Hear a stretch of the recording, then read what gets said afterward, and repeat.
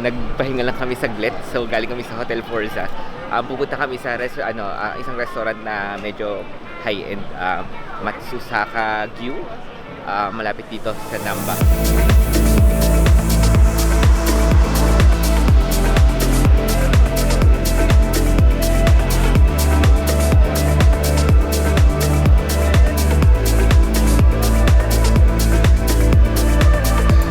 Guys, mga around 8 minutes walk galing sa Hotel Forza. Ito na si Matsusakagyu Yakiniku. So reservation siya. Pasok kami. Try namin yung mga high-end the beef.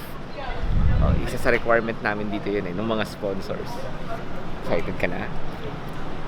Yeah, because it's free. Let's go.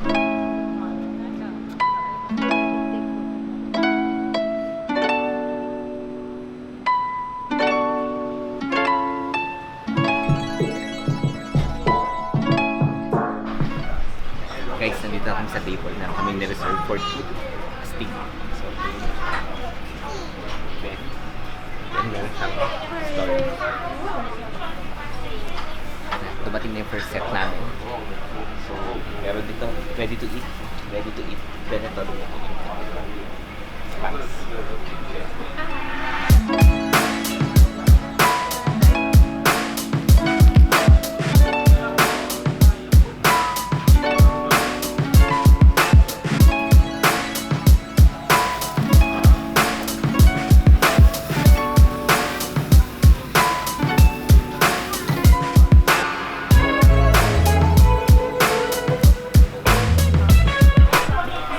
Guys, try ko na to.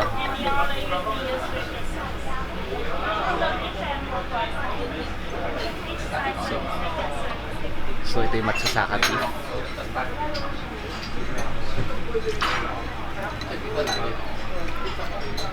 Wow. Sarap.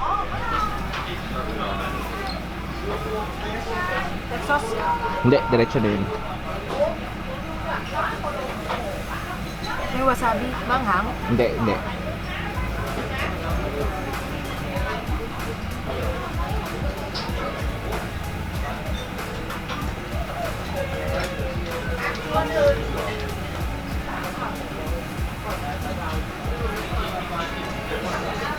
Sarap, no?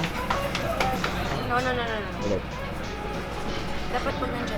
Ready? Hindi. Ready, set, go.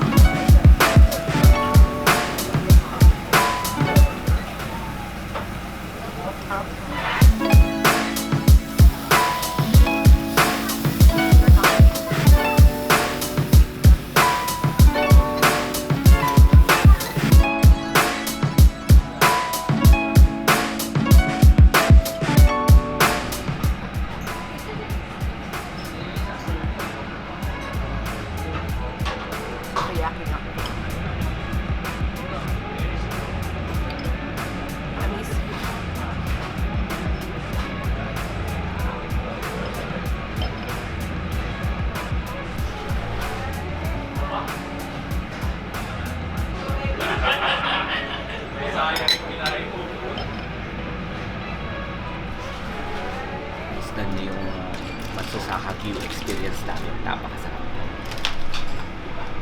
First time. So, na-end yung experience na may complimentary tea saka surprise na cake.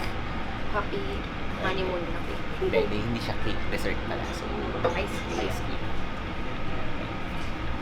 So, definitely recommended. Grabe yung sirloin, no? Sirloin. Tsaka yung last, yung sumiyaki. Wow, Good sarap. experience siya. Ano yung peso? 10,000. Yan, grabe. Ang sarap nung Matsusakagyu. Iba yung experience. Hindi ako mahilig sa beef pero wow. So, in-explain nila na second siyang highest pero mas masarap siya sa Kobe. Kobe daw yung highest pero mas masarap daw siya sa ganong style Tsaka, ng ng preparation. Tsaka parang mas light ata Mas makain light, oh. si, ano? Matsusaka. Matsusaka. Si Matsusakagyu. Kobe. Parang ma-oil daw, ganyan. Tapos girl lang yung niluluto nila. Yan. So, yan. So, explore ulit natin si Nanba.